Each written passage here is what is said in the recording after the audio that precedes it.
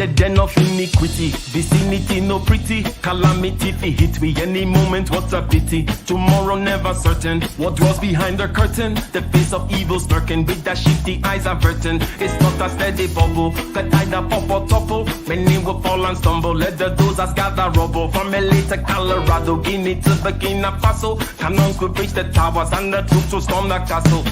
I say, run, run, come, make we get it. Because the peace that is bestowed upon the meek is overrated. So run, run, come, make me get it. Calling all your daughters and your sons, we come forget it. I say, run, run, come, make me get it. Because the peace that is bestowed upon the meek is overrated. Lord, run, run, come, make we get it. Calling all your daughters and your sons, we come forget it. With the rubble steady rising, and hearts are compromising. Convictions here are stifling, making evil appetizing. The fists are steady forming, and countenance is falling. Defenses are withdrawing, possibilities are falling. In these your circumstances, evil will make advances. Pick up your sword and lances, and be sure to take your stances. Victory is never promised, the battle is upon us. Gather the brave and honest, and the righteous in your corners. Hello, ladies and gentlemen. Welcome. How are you doing, John? Good, good. How are you doing? I'm not doing bad at all. Shout out to you guys in the audience. Today, we're going to be talking about China. We are in uncertain times, and foreign relations are getting a little strange. And now we have protests in China regarding the COVID situation. Now, the thing that is rather unusual or rare about these protests is that not since Tiananmen Square have we seen a open protest against the Communist Party in terms of naming the leader of the Communist Party, in this case Xi Jinping, and saying down with the Communist Party and things like that, right? And that used to be, last time we saw that was kind of brutally taken down in Tiananmen Square. We remember the pictures or the video of the tank and the person standing in front of the tank and all that kind of stuff. So it is kind of a new thing that's going on right now. But before we get into something which we're going to share, go ahead and share the stream. Click the like button, click the subscribe and notification bell if you've not already. Now, with regards to the COVID situation, China has a zero COVID policy. I don't know if you've heard this, Joan, but basically they kind of doubled down on this whole COVID thing. They're going to be better and best at it than everyone else. And COVID is like last year's news or whatever, but they're still doing intermittent shutdowns and stuff like that in China. Why do you think they're doing that? Now, there might be some, there might be a simple answer. It might not be a mystery at all. There is a simple answer as far as what they say. But in your head, does it make sense to you that they would be so kind of vehement about kind of shutting down this COVID thing? Shouldn't they by now realize that it's not real? Yeah, it's not real. I mean, as far as I understand with China, I mean, they're a communist country, so they're going to try to control every aspect of people's lives as much as possible. I mean, I've been hearing a lot about how they track everything. Everybody is basically on an app, and the government can control what you can and can't do. Like with phone apps, I've been seeing all these random videos of like people having to like scan their phones to prove that, oh, they can come in or they can't come in. And it's been that way for the last, I don't know how long, it's called the social credit score policy. Yes. So, I mean, if they're doing that, why wouldn't they do this? Oh yeah, they've been doing all. I mean, they are, after all, it does say communist in their name, right? So every once in a while, the communists remind you that they are indeed communists, right? And they do certain types of things, but then not to disparage them unduly. But the social credit score, and perhaps more disturbingly, the fact that certain American companies like Apple and Google play along, right? They play along with the China to get the China dollars. Like, in other words, Apple blocking certain apps, or, because you do have to kind of be in line, and Google having a special segment of its, web search available in China and such, like, which blocks things out. The Great China Firewall and all that kind of stuff is facilitated by certain companies right here in Silicon Valley and whatnot. Shout out to a very well appreciated, nice and early from, I should say, Miss Tech Not Fancy. Shout out to you. Shout out to Aaron B in the building. Shout out to, what's this? Yes, shout out to Miles. And he says, the only things aggression, respect equal to greater aggression. Okay. Only thing aggression, respect is equal and greater aggression. Okay, let's jump right into this video. Let's jump right into this video about the recent protests regarding the COVID situation. And they hold blank pieces of paper because, that way you can't say they said anything, right? That's the idea. Blank piece of paper. She's got tape and chains, rather symbolic here. Let us get down to this. Shout out to Channel 4, fair use. The paper is blank, but the eyes say it all, filled with rage. The humble sheet of A4 is today's banner of protest in China, left blank to get past the censor, but the censor can no longer keep up. This was a march in Beijing. The white paper movement is spreading. First, it was all about opposition to China's strict zero COVID policy. Citizens, millions of them, yearning to escape almost 3 years of intermittent lockdowns. No more PCR tests, no more isolation, they shout in Beijing, and freedom! We want freedom. But in recent days, the message... That is pretty funny, though. It's just...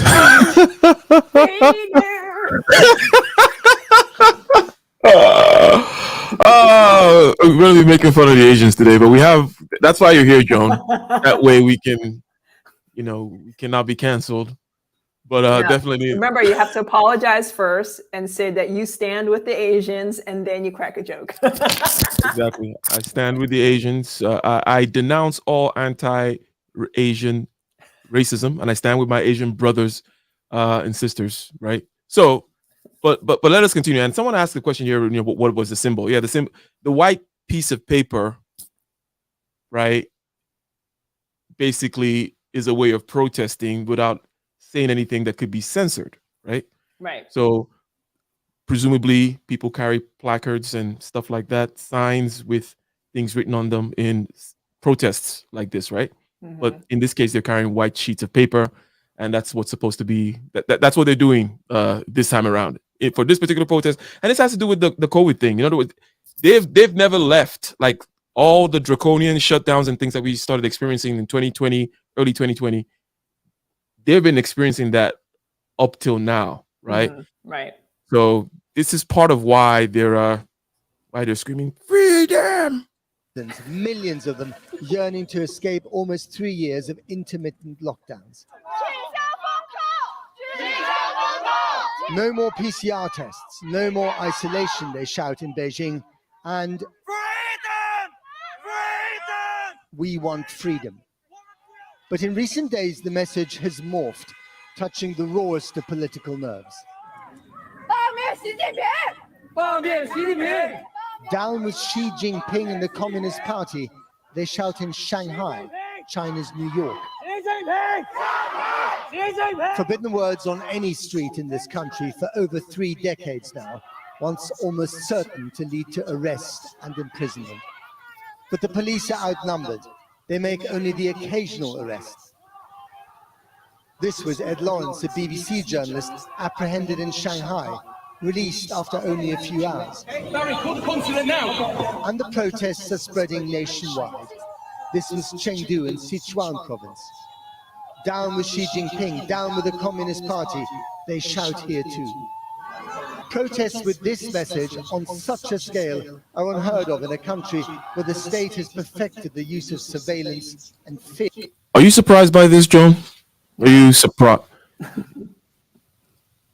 You are surprised or no?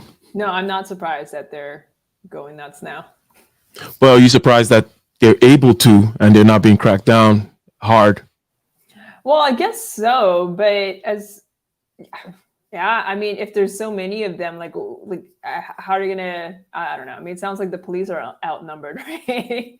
I mean, well, have they kept them under communist rule and kept the party or kept the country under one party rule for the past decades, many decades. I mean, they've been able to pull that off, right? So yeah, it's probably getting to that point now. I mean, they've, when was the last time? And, they've kept their mouth shut, but like, I guess, yeah, it takes them that long to get to the point where it's just like, F this, I don't want to live like this. And they're probably realizing like, why is the rest of the world, kind of going back to normal? And then why are we still like this? Indeed. And so when we saw protests like this, political kind of protests this was way back in the Arab Spring. This was at least 10 years ago or more, right? What was called the Arab Spring back then in Syria and whatnot. And in Iran and stuff like that, when stuff like this happens, there's a quick crackdown, right? And then, people are, Elon Musk is sending balloons over with internet and people are sending messages and whatnot. But it seems to be the case that this is kind of received in rather mild way. Now, it could be argued that because of social media, they understand that they're not in so strong a position to crack down on this and survive the backlash in terms of the international relations that'll get, spoiled, if you will, right? That they see that just like the way the West rose up, at least initially in support of Ukraine, this might just be another case where, Xi Jinping, the leader of the Communist Party, whom, by the way, is going to be the leader for life, seems like it's going to be, right? That's kind of how he's rolling and how he's operating. He might be feeling a little weak, right? He might be feeling like, hey, I can't really hold back. If I have to treat this delicately, right? Or it's all fake and they set this up. Or they're being set up. Next thing you know, all their phone apps don't work anymore because they were part of this protest. They're being set up. Yeah, it's interesting because, again, I mentioned last time when, such open protest against the Communist Party was seen was like in Tiananmen Square, and that was very viciously, violently shut down real quick, right? It was not, there was no joking around with that. They could not afford to mess around. And this is when China started opening up, right? China started opening up after the fall of the Soviet Union and that kind of thing, right? And then people started protesting, and then, but it was massively shut down. But anyways, I just wanted to see what you thought about that. And it is surprising to me, looking to see what the outcomes of this will be, either on the COVID front, right? As in, maybe they decide to give up on the whole zero COVID policy, or if this continues to bubble over and then affect foreign relations even more and more, right? And what countries may decide to start doing in terms of sanctions to China if they start really cracking down, right? But let's see. Let's see. Here for social control, which is why none of this explosive stuff featured on the evening news. Lead item, a piece about the launch of a Chinese spacecraft. Final item, COVID infections are rising, the government will prevail. A message echoed today by the Foreign Ministry spokesman. We believe that with the leadership of China's Communist Party and the cooperation and support of all Chinese people, our fight against COVID-19 will be successful.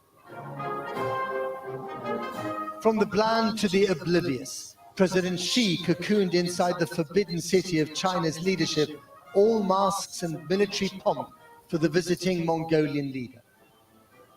How dangerous is this moment for Xi Jinping and the leadership of the Communist Party in China?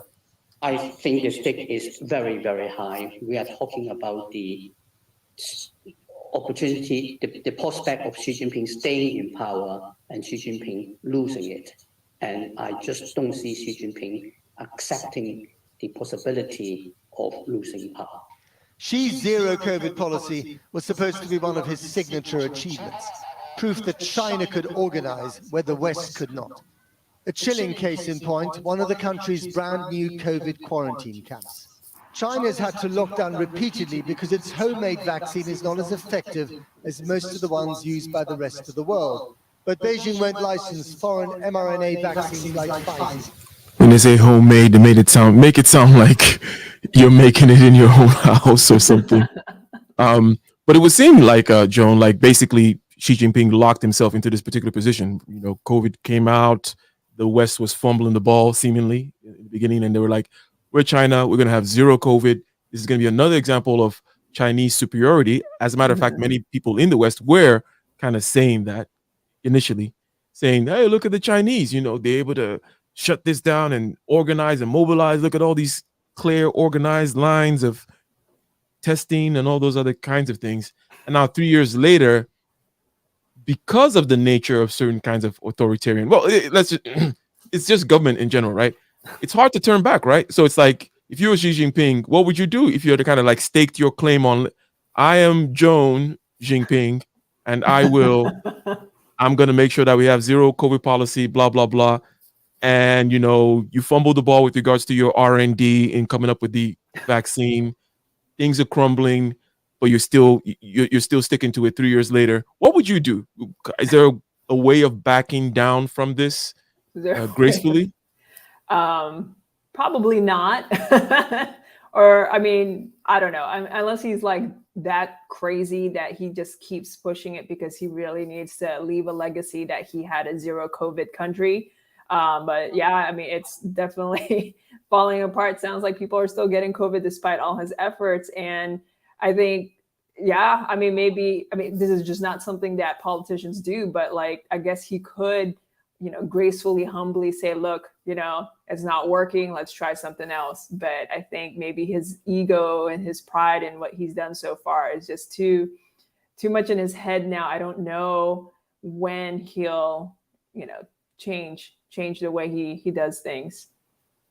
I mean, you have to think about like when Trump was pushing the vaccine, you know, he's just like, this is that's the same thing. Like he was the one, like, it was under my administration that we were able to push this out and blah, blah, blah, blah, blah. I'm leaving the legacy of having the vaccine in 9 months. And, you know, like he just kept pushing that. And until this day, he still pushes that, even though it sounds like a lot of his followers are against taking the vaccine, but he still holds on to this idea that like he left this legacy of creating this vaccine in such a short amount of time. And, you know, it's like, yeah, almost a little bit crazy too, to think that, you know, he still holds on to that. And so maybe the Chinese dictator or whatever, maybe he's just that down, you know, the far down the rabbit hole that he holds on to this legacy that he has a zero COVID policy. Interesting. Yes. That would suggest that even perhaps beyond the local politics, because this seems to be beyond local politics. This is like an international thing where it's like, it's an international competition, right? I know Trump was kind of mentioning it in the context of local politics, but it seems like also internationally, the lines have been drawn in terms of, well, we're better than you. In this case, China is saying we're better than the West at mobilizing and organizing against something like COVID. And probably all kinds of things have been said, and all kinds of and then when you inconvenience people a little bit already, right? It's hard to then stop, right? Because people are gonna be like, well, why the hell did you shut me down for a year and a half if now you're just gonna be like, oh, it's okay, and we're all just gonna kind of live with the disease? It is hard for authoritarian to kind of get away with this kind of a thing. And what we're seeing here perhaps could be, or this whole situation could be looked at from the lens of the pros and cons of a democracy versus an authoritarian thing. Democracies are not good at central planning. Democracies are not good at, let's say, a climate policy or healthcare, things that require you to kind of have a long view, hold it steady, and have a system and institutions that achieve that thing. Where it's like, we're all coming together under this one particular view, aiming our sights at this one particular target, and we're going to shoot. Democracies are not good at that for obvious reasons, because democracies are always thinking about the next election, right? Next election cycle and all that kind of stuff. And what's called the deep state in the democracy is the one, but by the way, that is kind of stays true to the course. In other words, like the deep state is just that aspect of the state that remains after election cycle after election cycle, right? So people in the State Department, for example, right? State Department being that aspect of the federal government that is responsible, or the executive branch responsible for foreign relations. So the Secretary of State is in charge of the State Department, right? And people entrenched in the State Department, the foreign relations arm, generally speaking, of a democracy tends to be more uniform, because you can't just be changing the ship of state, doesn't just turn very quickly, right? Election to election. But anyways, so democracies are not very good at doing this kind of stuff in terms of planning. So here comes an authoritarian government trying to demonstrate that they're able to do this kind of stuff. But here now we're seeing what they're bad at, which is kind of turning, right? Which is kind of like, let's just drop it and forget it, which kind of happened in the United States, and everybody just kind of like looks the other way, sort of kind of acts like nobody knows what actually happened, right? This is what we see time and time again in democracies, where we're all kind of fervent about something and then it just kind of goes away. Right? Yep. But it seems like in this case, they can't do that. But shout out to Bob. Shout out to Bob, the builder in the building. Says, did you see the article where they admit it was not health issue, but a compliance test? Whom admitted that? Was it the Chinese? Can you elucidate, enlighten us, Bob? Salute to Spiritual Logic in the building. Can you enlighten us, Bob? Now, the whole compliance thing has definitely been a simple and basic hypothesis this whole time, ever since COVID started, right? I've always thought that the way in which the whole international community had a uniformity in its response, the corporate community had a uniformity in its response, was rather telling. In other words, we never had, prior to COVID, lest we forget, we've never seen anything like this before. Whether, and we had bird flu and the swine flu and Ebola, many other kinds of scares of pandemic and such, but it was never some kind of a uniform, every country, every corporate entity, every non-governmental institution, uniform response like that. And that was rather strange. And it seems like we're kind of like we're testing, like if I were some kind of new world order oligarch or something, and I wanted to test like a particular, let's do a beta test of phase 2.0 of our control mechanisms. Let's see if we can get X, Y, and Z to organize in unison, to act in unison. Then this looks like a perfect situation for that, right? So not sure what article you're referring to, but definitely it does fit the bill, or in the interest of, or in the spirit of not letting a crisis go to waste, even if it's not your plan, even if, yes, there is such a thing, such as the COVID-19. It does exist, by the way, right? It's not, it's not a fake virus, okay? But in that, you can still then use it as an opportunity to test out some of your things, right? Like I've had these new toys of control mechanism, these new things I wanted to try out. I wanted to test the population to see the compliance. And what if I told them to wear masks? What if I told them not to do this or do that? Or will they do it? How compliant will they be? Whom are the people that will give me trouble? What states, for example, let's say in the United States context, what states will comply? What states will give me more trouble? And also we learned a lot about the utter human stupidity, right? Where ivermectin became a Republican thing. And, same thing with hydroxychloroquine, that became a Republican thing as well. And the lab leak theory was a conspiracy theory. And now, by the way, articles are coming out, proposing in magazines that are, in the anointed magazines, the correct magazines, right? Saying proposing the lab leak theory, which made freaking sense the whole time. But people like Brett Weinstein and other people saying it like, hey, maybe this thing came from a lab in Wuhan. Like, oh my God. No, it's Asian, it's anti-Asian, it's this, is that. Oh, you're so stupid.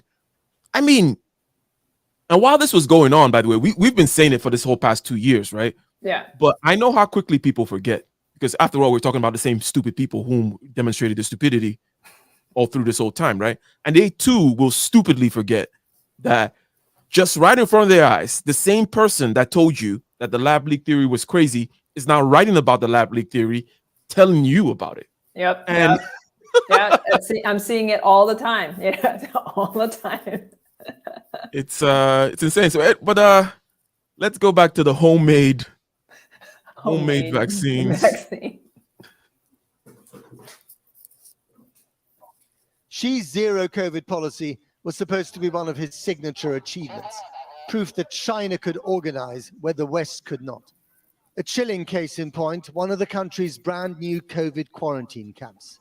China's had to lock down repeatedly because its homemade vaccine is not as effective as most of the ones used by the rest of the world. But Beijing won't license foreign mRNA vaccines like Pfizer.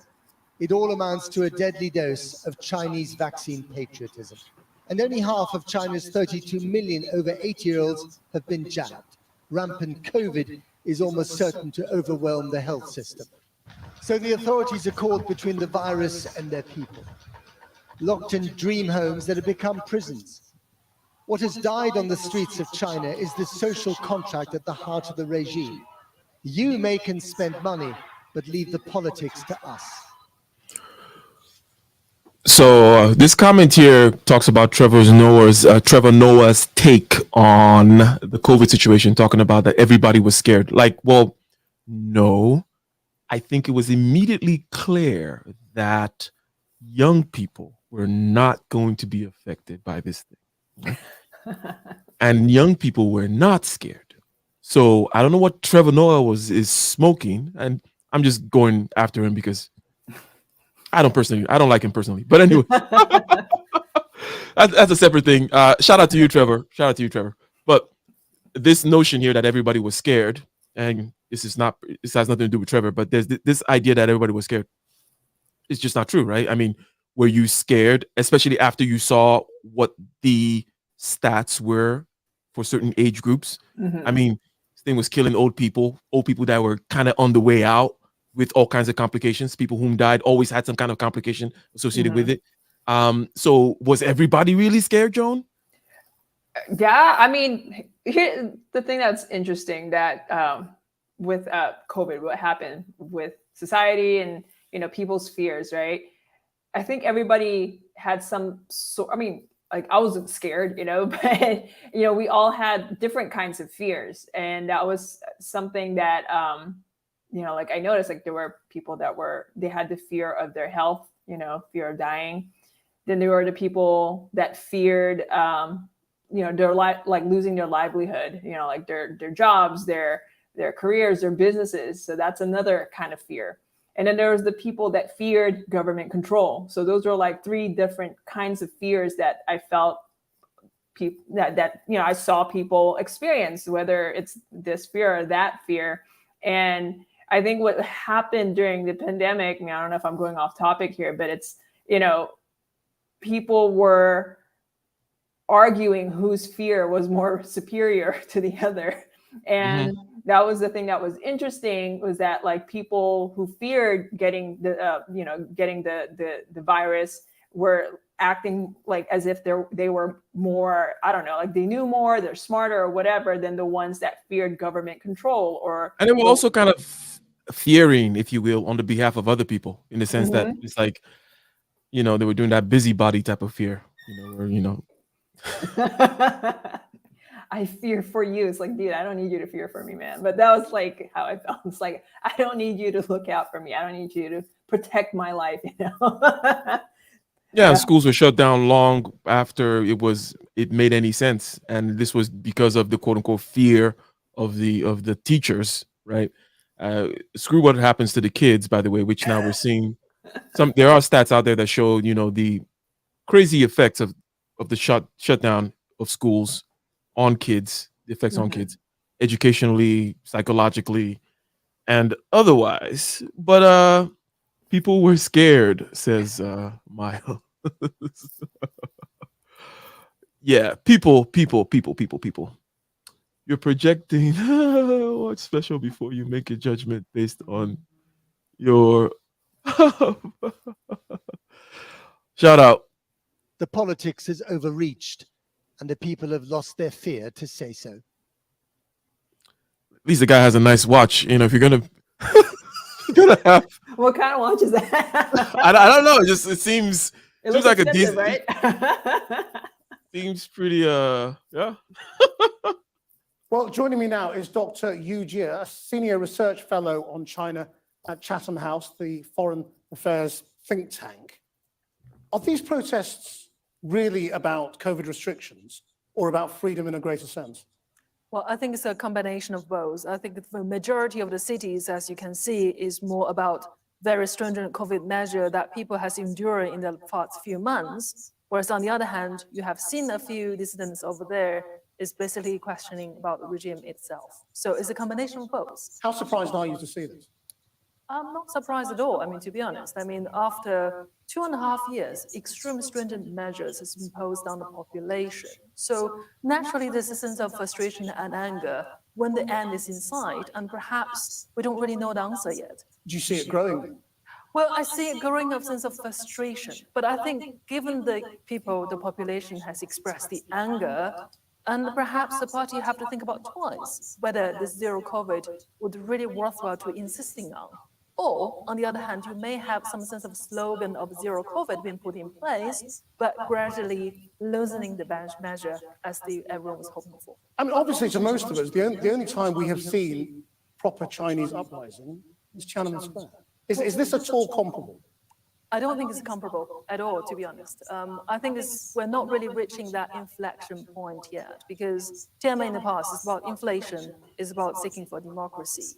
Whereas on the other hand, in here, for many of the citizens in China, they speak out, is about their own economic future. It's less so about politics. So this should be containable for President Xi. Well, it's something that would be measurable if he decided to loosening the measure and taking more scientific approach. But if he loosens the measure, doesn't he show that protest works?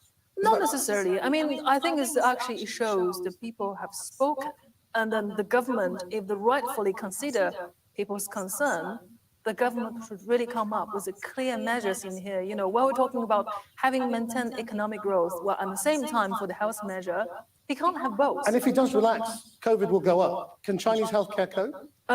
Well, we don't know. That's the thing. I think it's really up to two conditions we have in here. Firstly, what is the percentage of vaccination coverage for the most vulnerable? And secondly, whether the SU bed capacity for the state-funded hospital are sufficient to cope with the exit wave, like what we have experienced in this part of the world. China is an aging population, by the way, and it is relevant to the COVID situation.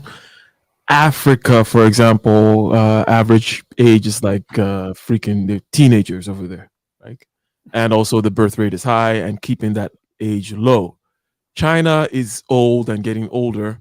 A demographic shift, which by the way, I'll probably be talking about at some point within the next week in terms of these demographic shifts and how they affect politics and economics. So the idea that China was continuing to rocket unstoppably in its economic rise and dominance of the world, they have to come up against this particular demographic issue, which is basically once you start having older people in your population than younger people, your consumption goes down.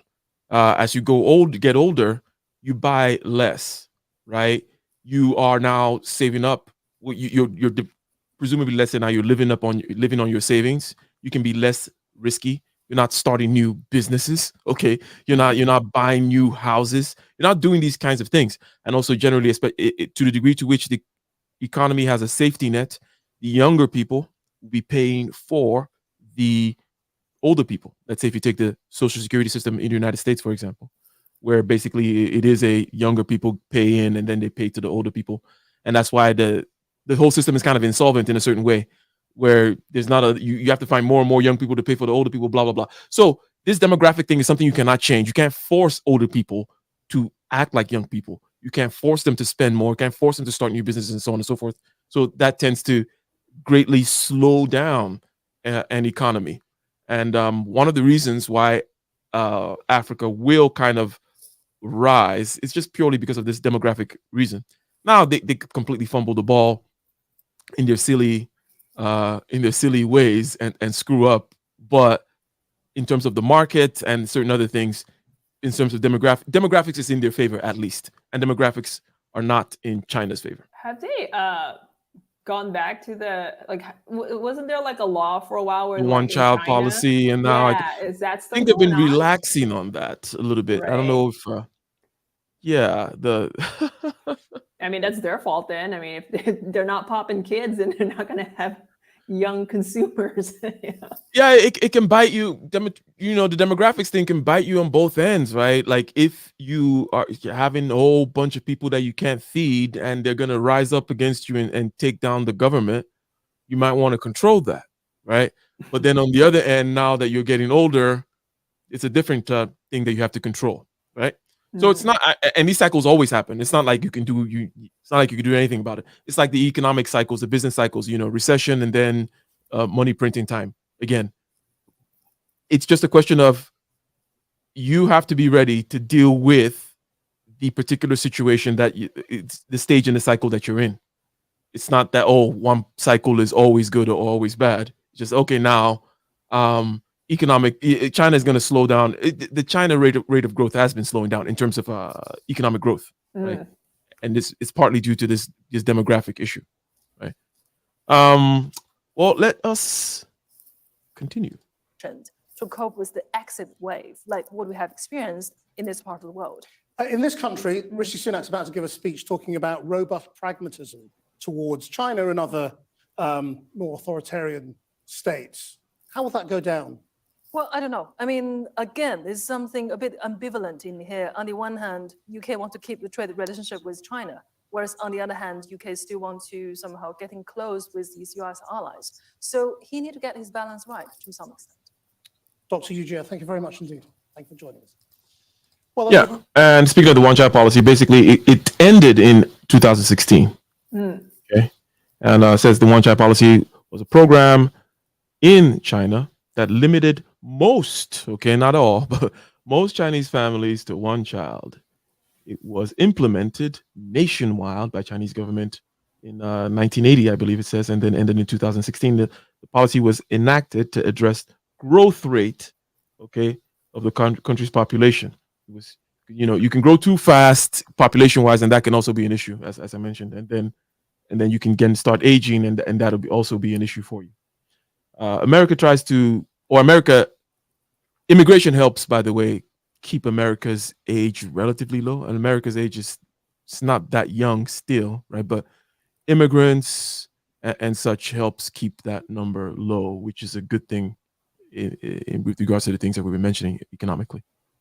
We were just discussing, within the next hour, Rishi Sunak will give his first major foreign policy speech since he became Prime Minister, calling for a robust pragmatism towards China. He'll tell diplomats and business leaders in the City of London that short-termism or wishful thinking will not suffice. Well, not everyone agrees that that strategy is the right one, not least in his own party. Earlier, I spoke to the former Conservative leader, Sir Ian Duncan Smith. So, Ian, what do you think of robust pragmatism when it comes to China? Not much, actually, because I don't think it means anything. It's like a contradiction in terms. So we're moving into foreign policy a little bit, and I want to kind of there's another video there's a part of this video that mentioned that, hey, the government is not living up to its, shall we say, pact, the pact between the government and the Chinese people, whereby presumably the government says, you go make money, right, and leave the politics to us. But now they're saying, hey, I can't make money, right? I'm locked down on all these kinds of things. And it leads to the question of, well, one of the questions that comes up, one of the relevant points that comes up is, how exactly did China make this how did they get to this point, being such an economic powerhouse? How did they lift up these billions of people out of poverty, which is a great kind of a monumental feat in human history? That's not an easy thing to do, right? And that happened partly as a result of American aid, right? Not giveaways, but just the same way that America kind of helped out South Korea, helped out Japan, right? China looked around at some point, saw, hey, the people whom are going with the United States seem to be doing okay economically. And the Soviet Union just freaking collapsed. Okay, what are we going to do? So what China did then through Deng Xiaoping opening up things economically such that you can now have a Jack Ma, let's say, right? opening things up economically, but keeping the politics closed, right? So we're going to keep the Communist Party, but we're going to open up the economy a little bit to the, for capitalism. And America saw this as, oh, okay, cool. We'll help you out because we think that, generally speaking, when you open up economies and people start becoming successful and you create a large enough middle class, what tends to then happen is people then crave democracy. People will ask for democracy as a result of economic development.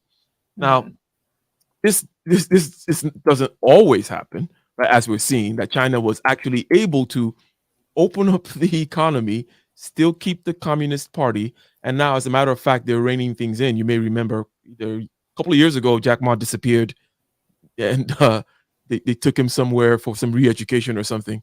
And but generally, Xi Jinping has been rather, shall we say, vehement, vociferous in terms of the consolidating of the power of the Communist Party and the locking down of the freedoms, if you will, of the Chinese people, in order to kind of because if you continue, presumably you can't just open up forever. You got to open up, let them do the thing, and then you got to rein them back in, right? because apparently that's the cycle that they're in now. But let's listen to a little bit of that as we go on here. Not foreign aid, but internal economic dynamism that produces a better life for a lot of people. The question, though, is who did that and how did they do that? And the answer is, if it wasn't the party that did it all along the way, as I think there seems to be a consensus here, the party did something smart. It said, we're going to copy what Japan did. We're going to partner with the US as our economic partner, sell into the American middle class. They had to be capable of selling products that American consumers would buy. For example, Romania didn't have a lot of products that the American middle class was ready to buy, but the Chinese ended up having that. But is this, So that's on the Chinese people. That is credit to them for incredible success. Credit to Hong Kong, right? Credit to a lot of people. And you can argue that it happened much more quickly than we understood. And therefore, that was part of the naivete of assisting it. We didn't think that it would happen this quickly. In other words, that they would become a peer competitor within 2 generations or a generation and a half. being wealthy, We didn't know that being the wealthy growth- and productive is not a competitor. There's a geostrategic question we're going to get to, HR, about competition. But simply being wealthy, the European Union is wealthy and productive, and that is not a competitor to the U.S. It's not a problem for us at all. Right. Is this now over? I think we were right that economic freedom and wealth would lead to a demand for political freedom, and China had to choose political freedom or clamp down. It's choosing clamp down. The party cannot stay in control of a free market economy. That's correct. Are we now headed to a disastrous decline? Can I tell one story just to amplify, I think, what might be a turning point? And Stephen, I don't think the party understands that the Chinese people should get credit for lifting 600 to 800 million people out of poverty. I think the party thinks they should get the credit. So they want more, more communist party, right? And more control. In the last meeting that we had in the Great Hall of the People during Donald Trump's visit there, during the day of meetings, and he was kind of tired already, a little bit grumpy at the end of this last meeting. It was with Li Keqiang, and he couldn't understand, like, why am I meeting with Li Keqiang? Why am I meeting with the premier? I just met with Xi Jinping, but it was formality, right? Because he's the nominal head of state. But Li Keqiang went into a long monologue, and in it he basically said, "We don't need you anymore." And he said, if you're lucky, you can transfer some more of your technology to us, but mainly you're going to sell us agricultural goods and energy, hydrocarbons. And that's going to be the role of the United States in the future. And of course, after which Donald Trump said, okay, thanks, stood up, and we just all laughed at it. But I thought that this meeting was important because, Li Keqiang, who was always... That scene just sounds very funny to me, like... You picture this Chinese guy being serious, lecturing Trump like, oh, we don't need you anymore. And Trump afterwards just like, okay. All right, then. I got to go. I wasn't even listening. But I thought that this meeting was important because, Li Keqiang, who was always seen, right, as sort of Western leaning and everything, was not really Western leaning. He was basically saying, that period of partnering with the United States, not necessary anymore. We're on our own now, and we're going to eclipse the United States as the preponderant power economically. And I think we'll look back and see that was the hubris of Xi Jinping. Absolutely. The notion that they actually had more or less achieved parity and that we were doomed to decline. And that hubris, I think, reached a climax in 2020 when they thought that the pandemic had exposed us as completely deficient. And their superior. And that brings up the point here, because basically, we don't need you anymore. We got this, right? And by the way, it's the Communist Party saying it, as opposed to, which, by the way, they're not necessarily responsible for this growth. It's the Chinese people, right? They freed up the Chinese people to do stuff, right? And they did stuff, and we get Jack Ma's and stuff like that, right? And then now the Communist Party is saying, okay, we're good, F you, United States. And by the way, this COVID thing, we're gonna do better than you in it. And I guess that was part of the whole political climate internationally at the time that made it such that you, Joan Jinping, did not. Now you're stuck, right? Now you got to be like, hey, I got to keep clamping down. But anyways, hold on to my legacy because my country's failing, so I got to hold on to this.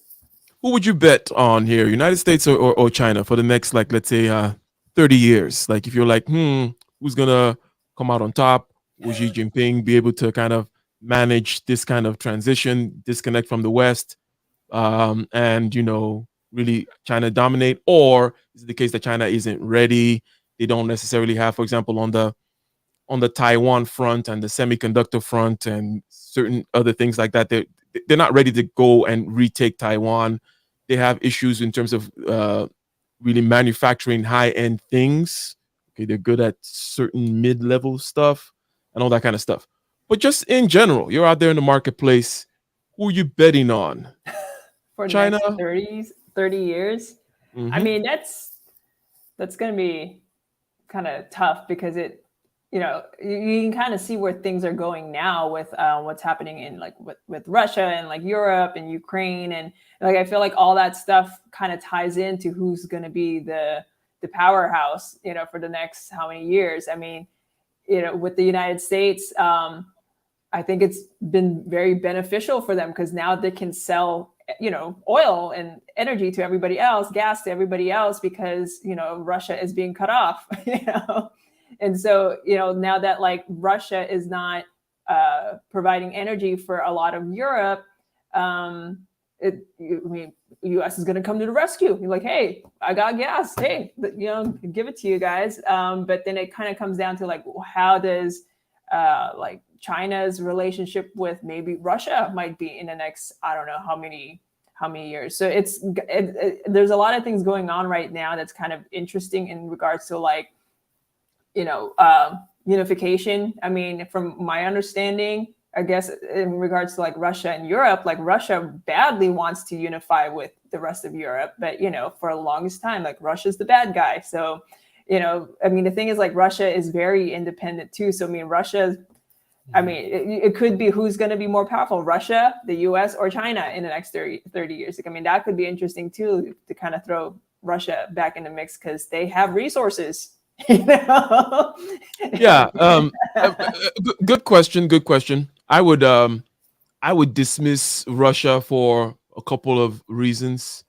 They do have resources, but let me draw a trajectory here. I'm going back into the Soviet Union. Mm-hmm. When they were the Soviet Union, they were about a third of the size economically of the United States. Do you know what size, how they compare to the United States now? In terms of size of economy? To be honest, I don't know. 1/15. Okay. So they're 15th of the size. They were a third before, right? Which was pretty.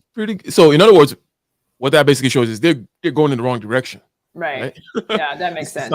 It may not be a problem to be a 15th of the size of the United States, but when you used to be a third, it's something, you're moving in the wrong direction. So you're not proving that, first of all, you got to stop that bleeding, turn around and move forward. And you mentioned that they have resources. Part of the reason why there's something called the curse of natural resources.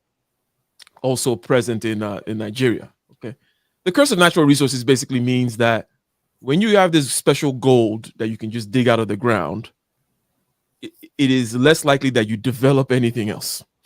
Okay, it is less likely that you develop anything else, and it's also highly likely that you become very corrupt, because it just becomes about who gets special rights to dig this special gold and keep the money, right? So a lot of countries that have these natural resources don't develop other aspects of the economy. They don't develop the tourism and many other kinds of things, because you can just, as long as you can get to that thing and sell it, then that's that, you know. So you remain small. You are relevant because everybody wants that gas stuff. So everyone starts saying, "Oh, Russia and gas is that," but you're still just a small economy, right? Now they also have nuclear weapons, but we're not talking about that per se. We're just saying who's going to be on top. So I would argue that it's going to be China, United States. Russia has a long way to go. Now in the next 30 years, they have a lot of catching up to do. And in a way, you see, Vladimir Putin says that the collapse of the Soviet Union was the worst geopolitical event in history, from his perspective. And you can understand why he would say that. You went from a third of the United States economy to now being the 15th. You had this vast empire spanning the whole of Eurasia, right? And now you're just Russia, and you're even Ukraine is giving you trouble and trying to give you lip, right? This is crazy. It's unheard of, right? That kind of a notion. But anyways, let us continue here. Zero COVID policy was going to be the key to success. And here we are, fast forward a couple of years, and they're trapped in a policy that has become so closely identified with Xi Jinping himself that they can't actually end it. That means the economy, to go back to John's question, is in a trap that it can't get out of. Consumption is way down because it's pretty hard to have dynamic consumption if you're being locked down every other month. And I do think that, to answer your question, John, there's an economic crisis. It's latent, but it's there. And it's not just about zero COVID, it's also about the demographics, which are dreadful. I mean, the population of China could halve between now and the end of the century if you look at the worst case scenario in the UN population projections. And here's the thing we have to... It's the crackdown on the tech sector. The tech sector, which is one thing the party never really controlled, but it decided it was time to bring Jack to heel. But there's one thing we haven't talked about, although we touched on it briefly. Right at the heart of China's economy now is the real estate sector. And our friend Ken Rogoff has written very persuasively about this. And the real estate game, where both government would sell the land to the property developers, they would get a piece of the action, and they'd build tower blocks, and a huge percentage of economic activity was in fact building urban infrastructure. That's game over now. And depended on future sales. You're building tower blocks for nobody. The population's in decline. Well, now they're blowing them up, and of course they are. Keynesian stimulus number 101: build a tower and blow it out. But John did ask the most important question. Okay, is it over, Stephen? Like now, what is your view of the near future? Yeah, why don't we close out with this? Why don't we close out? What are the next 5 years hold for China? With the party trying to stay totally in control. Absolutely. Yeah, this is a great show, but you're asking a historian who studies the past now to predict the future, the next 5 years. Is that normal for this show? It's normal. You can only be better than me. I mean, it's a lot better than asking a social scientist, I'll tell you that. No offense to social scientists. No, if I had to read on the future, John, I think they're asking the question that I asked you about what you would bet on, was a lot more comfortable. What trajectory is going. But anyway, I don't want to make it look like I'm trying to shirk my duty here and avoid your question. So this is the answer to your question. The extent to which you think the party is able to tolerate private sector wealth and independent power, you think that growth can come back. To the extent that you think the party is not going to tolerate that, they're not going to tolerate the job creation and GDP growth that the private sector provides. When they talk about you can establish a private company, but just don't get too big, that is a self-limiting, obviously, policy right there. Alibaba. And then, of course, there's the expropriation that continues. He fights corruption. Jack Ma keeps coming up over and over. But yeah, so there's a certain kind of the inevitability of the rise of China, or shall we say, there's more nuance here to the kind of what's the road that this kind of rise and China's going to dominate? What's the path they have to take? And obviously, like the communist things could change in terms of like they could become a democracy tomorrow, and then all this the questions will now completely be different. But still, there's that demographic thing which he brought up here in terms of characterize it as the population actually then declining, which makes sense, right? Once the people get old, and then stuff starts declining. So not only are you currently spending less, but you can't even do that kind of stimulus spending where you print money or spend money because the future is going to capture that value. You're going to create the value. You're going to pay it.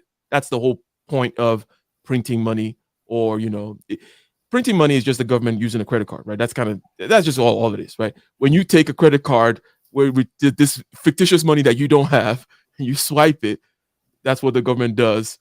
And because you swipe it and saying, hey, in the future, okay, the future, that's a problem for future Joan, right? I think that's a line from Homer Simpson when he's doing all kinds of crazy things and he's like, oh, this will feel really bad in tomorrow.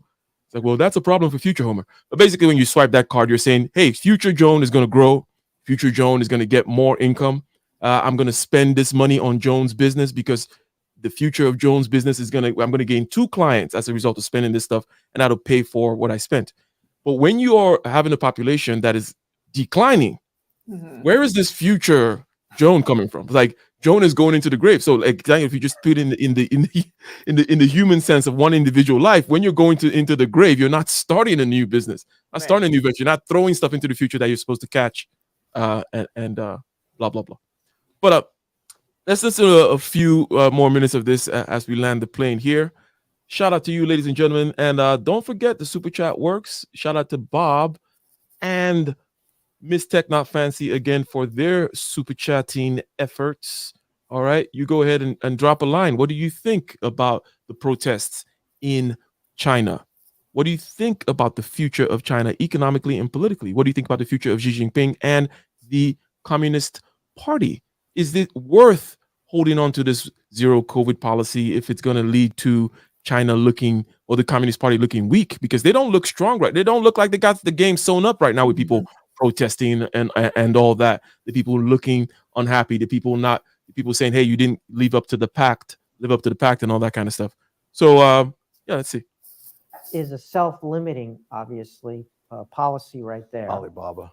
And then, of course, there's the expropriation that continues. He fights corruption of the people he doesn't like and enables the people who are on his side, his favorites, to acquire property and wealth. So sounds like every government I've ever heard of, but of the people he doesn't like and enables the people who are on his side, his favorites, to acquire property and wealth. So if you think that they need the private sector like oxygen, can't give it up, and will be compelled by reality to indulge it going forward, you could potentially be somewhat optimistic about the Chinese growth model. Hey, we gotta pause the show. Okay. Shout out to Miles. Okay, how much is that, John? About £5? What? I don't know. Is it pounds? I just can't see the. It might. Yeah, it is pounds. Yeah. Okay. Yeah. Oh, I didn't know you were a Britisher, Brits, or whatever. Or how do they say it? Safe fam. All right, blood, ain't it? Anyways, I'm not gotta brush up on mine. There's some tea and crumpets. Shout out to you. Thank you very much. Thank you very much. If, however, you're persuaded that the Leninist system is for real, Xi Jinping is for real, on top of that the system selects for certain leaders. It's not the personality of the leader per se. It's the kind of person that again and again gets to the top of these systems to, as it were, defend the system against these. And then if you want to talk about the larger strategic environment they're in, where they make a lot of enemies and they make profound enemies out of people who want to be their friends. And then you talk about the strategic shift that happened in American policy. And that, by the way, making a lot of enemies is something that they're doing all through. All their neighbors are not really liking what they're doing. I don't know if you know much about the South China Sea, Joan, but basically, China. So we all know about the seas and the oceans, right? And generally speaking, you kind of a certain distance from your border, right? It's kind of from your shores, let's say, from your shore. Right. Are you talking about like Hong Kong and all that? Oh, that Hong Kong, Taiwan, and all those other things. Those are kind of different things in terms of people leaving and then having to come back or whatever. Hong Kong being the thing where, you know, the British kind of took it for a while and then gave it back in 1999, all that kind of stuff. But I'm just talking about the oceans now, right? So if you're in California, a certain distance from the coast of California into the Pacific, you know, it's kind of like, okay, that's under United States control. But at some point, right, it's the ocean, right? It's international waters, and there's rules, there's maritime laws, right? But, you know, and then you have navies out there with submarines and stuff, like people, you know, playing those games. But what China is doing is basically China goes and they start building islands, artificial island. Just imagine, like, California just decides that I'm going to just start going out into the Pacific Ocean. I'll build an island, put a California flag on it, and say, hey, this is my island, this is my region of water. I'll build another island over there, build another island over there. So in the South China Sea, China's been building islands, which are military bases, and just claiming this stuff. Now, there are other people around there, by the way, Philippines, Vietnam, all over there, in that general area around China. They're not happy because it's like, hey, China is really trying to dominate this whole area, and, you know, making it impossible for us to even breathe or move, right? Yes, they're the big boy in town, but this idea that I'm just gonna go build an island, and it's hard to kind of fight against that. It's kind of like a crazy entrepreneurial move in the geopolitical landscape, right? It's like, well, no one ever just decided that I'm gonna just start building islands and then saying it's my country, right? So that's kind of part of what he's talking about here when he says that, you know, China's not making friends around their neighborhood. Strategic environment they're in, where they make a lot of enemies, and they make profound enemies out of people who want to be their friends. And then you talk about the strategic shift that happened in American policy under the general when he was the national security advisor, and Mike Pompeo was Secretary of State, and Matt Pottinger was the general's deputy. You want to talk about the fact that things are not going their way, but you're right, they think things are going their way. And so that is potentially the most important answer to your question. But the Russians thought things were going their way for 70 years until all of a sudden they weren't. But my point being is that if they're persuaded that they're in the right by strangling the private sector and acting aggressively abroad, and that this is working for them, and if they're persuaded they're in the right, it's likely they'll continue those kind of policies, in which case the answer to your question is look over your portfolio one more time for China exposure. Shout out. And let me go back to this the other video here. They were kind of interviewing a British person, COVID protest, China, but then it'll be forward. Let me see if I can make. And then the government after the Chinese major lady foreign policy speech since he became prime minister, calling for a robust pragmatism towards China. He'll tell diplomats and business leaders in the City of London that short-termism or wishful thinking will not suffice. Well, not everyone agrees that that strategy is the right one, not least in his own party. Earlier, I spoke to the former Conservative leader, Sir Ian Duncan-Smith. So, Ian, what do you think of robust pragmatism when it comes to China? Not much, actually, because I don't think it means anything. It's like a contradiction in terms. I don't quite know what we're supposed to take from that. I mean, if on the one hand you want to be robust with China, then why would they bother if at the same time you're trying to, as it were, do business with them? And they just see that as weakness. I think what the Prime Minister said during the summer was that he saw them as a systemic threat. And I expected that to be put into the integrated review, which puts Russia down as a threat, from which all other policy positions flow, instead of which we've got this really peculiar tautology, really, a contradiction. Nice building.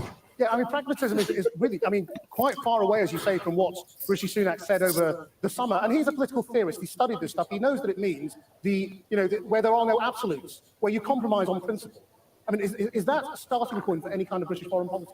Well, be honest with you, what are we seeing in China at the moment? Chinese people frustrated, worried, angry with their dictatorial, brutal government, and complaining in the streets, even calling for President Xi, who is absolutely brutal, committing genocide in Western China amongst the Uyghur, slave labor, Tibetan incarceration, you name it, trashing the Sino-British agreement, arresting peaceful protesters, threatening Taiwan. I don't know what more you need as evidence that they now become a threat. But instead of which, as we watch all of this, we even see a BBC journalist being beaten up and dragged away from the protests. And on the very day we see all of that, the government comes out with its robust pragmatism, which I think to most people out there means kind of anything you want it to mean. And that sounds to me like getting pretty close to appeasement. I mean, saying it's close to appeasement is obviously a very emotive phrase. Are you happy with that comparison, both in terms of them and us? Well, I think I am, because I think for too long, the free world has turned a blind eye to the abuses and the threats from China. I'm sanctioned by the Chinese government, so you could argue that I have a vested interest, but I'm sanctioned for calling out the genocide of the Uyghur. I'm sanctioned for calling out the threats and the arrests in Hong Kong. My family's threatened, and there are others here in Parliament and in the European Parliament and in Europe that are also sanctioned for doing the same thing as part of the Interparliamentary Alliance on China, which I set up. So yes, I think unless we are clear and robust, China will treat us as weak.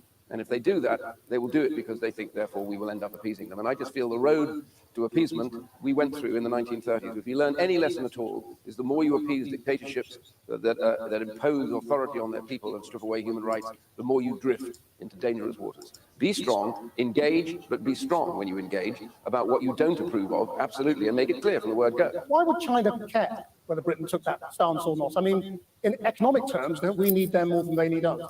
Well, here's the problem. We are dependent on them, and we don't need to be so dependent. There are many other countries we could be investing in, like India, etc., to develop these things, but we've become addicted to this idea of cheap labor. And a lot of it, as I said earlier on, is slave labor. So what we need to be setting out is our belief that China itself poses a systemic threat to us, which is what the Prime Minister said. That percolates through all of our relationships with them. We don't subdivide one bit from the other. Why would China be concerned? They are concerned because they know the UK is close to the States, it's close to many of our allies in the Far East, it's also close to our European allies. And, we are helping bolster the push for Ukraine. We can do the same when it comes to getting our allies to agree about China. China knows that. So what they're trying to do is to get us to lessen our position on them, which allows them, therefore, to say, there you go, the UK is okay, they don't treat us as an enemy or as a threat. If we treat them as a threat, that changes the terms of the debate for every other country as well. Ian Duncan-Smith, thank you very much indeed. All right. Okay, I want to say one thing, and I'm going to wrap it up by asking you this question here. One thing I want to say is, okay, so what, based on everything that we're seeing so far, in terms of the global supply chain, right? He just mentioned, whomever he is, that, yes, Britain, just like United States, is dependent on China. Supply chain stuff, right? We get stuff from there. There are other places we could be getting it from, he says. Now, it turns out that what that means is less efficient, right? In other words, efficiency says, hey, get it from the one best place, cheapest place that has figured out how to get it, make it best, right? So everybody go make your iPhones in China, let's say, for example, right? But if you want to diversify, it's going to, by definition, be less efficient, right? It's not going to be the one supply chain where the one person has defined how to make it best and they build this mega city called Foxconn in China and blah, blah, blah, right? So in terms of the trajectory, because of COVID and certain other things, COVID, Brexit, Donald Trump talking about America first and so on and so forth, there's going to be a general impulse to, hey, how about making stuff in Vietnam? How about outsourcing some of the stuff over to India? How about building some things in Mexico, right? So generally speaking, in terms of the global supply chain in the future, talking about these bets that people make, 10 years, blah, blah, blah, looking at your portfolio and seeing where things might go, it's going to be towards more de-globalization, right?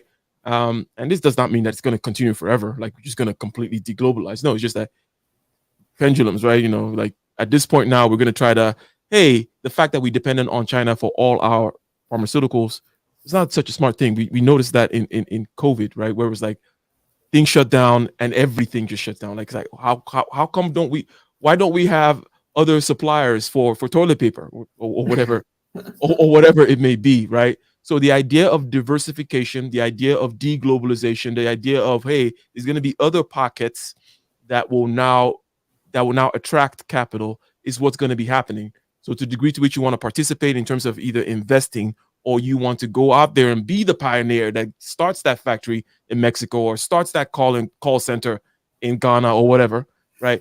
This is the general trajectory that the world will be moving towards because of all these things that we've just said. But then the question to you is this: with regards to protests, there were a lot of protests in the United States as well.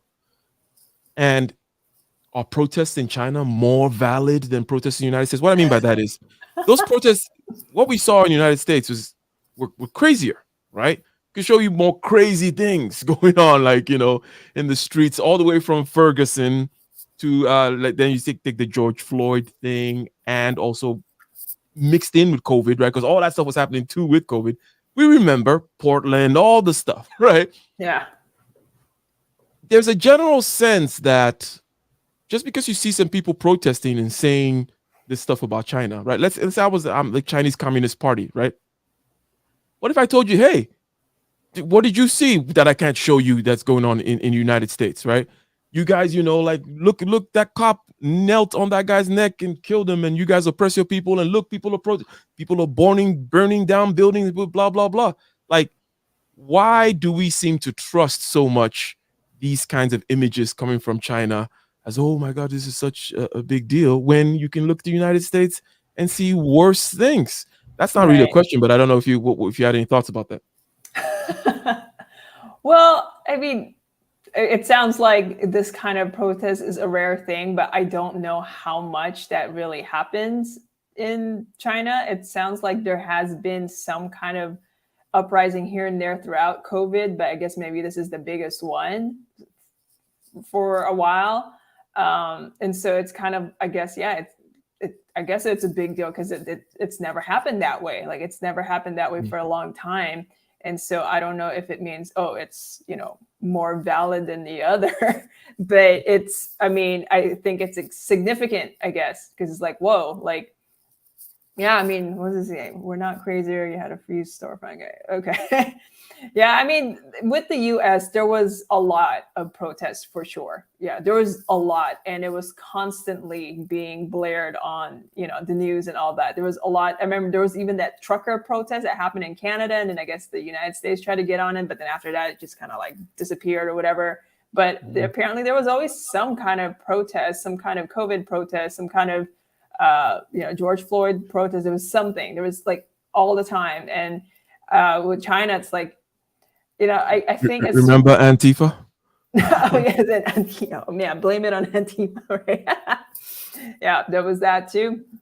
And I guess with China, like, yeah, I mean, I don't know how many was really broadcasted. So I guess it's a surprise for the rest of the world. Like, oh, why is this happening? This is that's a good answer, especially, because it's that kind of contextual answer that says, hey, this does not happen often here. And as a matter of fact, the last time we saw something like this was in Tiananmen Square, and it was brutally crushed, right? The uprising. And people typically don't come out and say, Xi Jinping and Communist Party and stuff like that. Like, this is kind of unprecedented and different. So yeah, well put there, well put. And then, we're being reminded that basically there was a lot of cosplay going on too in the United States, in terms of, like, people who took over Portland, created those little autonomous zones. I think Antifa created, whether in Portland or Seattle, autonomous zones where they were going to be the government, and things quickly devolved and became racist and crazy. They became more like yeah, I don't know. I mean, it's brutal and everything.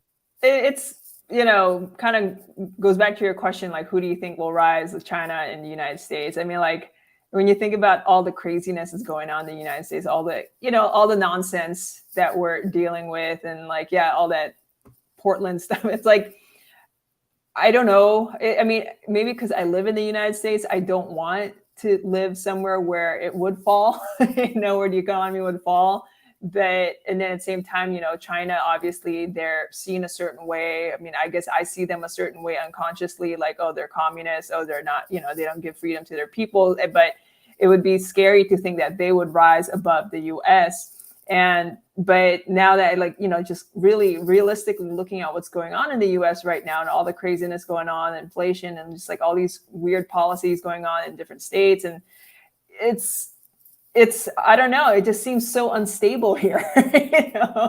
But because China has had that communist hold for so long, and if they just figure out, okay, let's loosen up a little bit, give them their freedom, for a little bit. I mean, I would not be surprised if they jump back to where they were, again, but give them that room to breathe and, build their economy for a couple of years, and then, lock them down again. It might just be a cycle where it's just like, give them a little bit. Okay, now let's take it back. Give them a little bit, give them back. But maybe that's to their benefit as a communist country. But the US, it's hard to say, it just seems so unstable here. And, I lived in California, now I live in Arizona, and it's just kind of like, there's some things here too that's kind of interesting, but I don't know. I mean, I've only been here for a month, so it's hard to say. But again, it's just not cohesive in the United States, which is nice. It gives us options to like, oh, I can go to a different state and it's a different experience, like I don't have to pay as many taxes, but at the same time, it's again, like just generally, I guess, just from what I see in the news or whatever, like it just seems so unstable here. Like nobody can make up their freaking mind what they want to do. Well put. Like, yeah, it might be to our advantage if China screws itself up, but if China doesn't screw itself up, then we are not looking very good. Not looking any better. We're actually less stable. We're gonna have to deal with our own issues. Well, thank you very much, ladies and gentlemen, and thank you, Joan. And hopefully we can do this again next week. Ladies and gentlemen, we covered the protests in China, protests regarding COVID. How did we get here? Why is Xi Jinping holding on to this particular zero COVID policy? Can he sustain and maintain his power given China's declining demographics? Okay. And this is going to be a time where growth in China is definitely going to slow down because, the growth has been kind of crazy and exponential for the past decades and such. So it has to slow down. How will they navigate both politically and economically? Will they continue to crack down, limit, as Steve Kotkin, the historian who was speaking earlier, that's the one that sounded like Joe Pesci. Okay. The one that sounded like Joe Pesci was saying that basically, hey, if you think that Xi Jinping is going to think, hey, I'm correct, let me crack them down, then the economy is definitely not going to grow as fast. That's not the end of the world. China is going to do just fine being number 2, right? By the way. And better than being number 15, I guess. Shots fired. All right, ladies and gentlemen, thank you very much. And thank you, Joan. Until next time, peace. We're gone.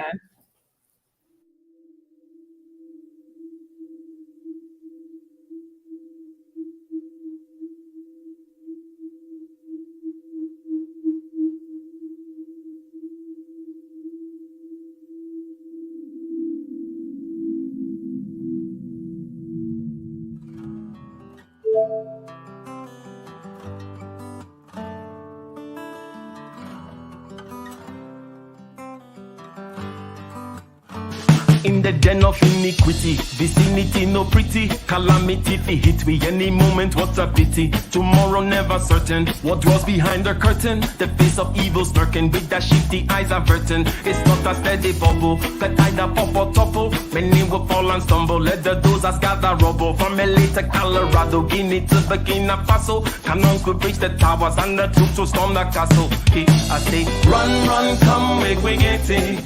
Because the peace that is bestowed upon the meek is overrated. So run, come, make we get it. Calling all your daughters and your sons, we can't forget it. I say, run, come, make we get it. Because the peace that is bestowed upon the meek is overrated. Lord, run, come, make we get it. Calling all your daughters and your sons, we can't forget it. With the rubble steady rising, and hearts are compromising. Convictions here are stifling, making evil appetizing. The fists are steady forming, and countenance is falling. Defenses are withdrawing, possibilities are falling. In these your circumstances, evil will make advances. Pick up your sword and lances, and be sure to take your stances. Victory is never promised, the battle is upon us. Gather the brave and honest, and the righteous in your corners.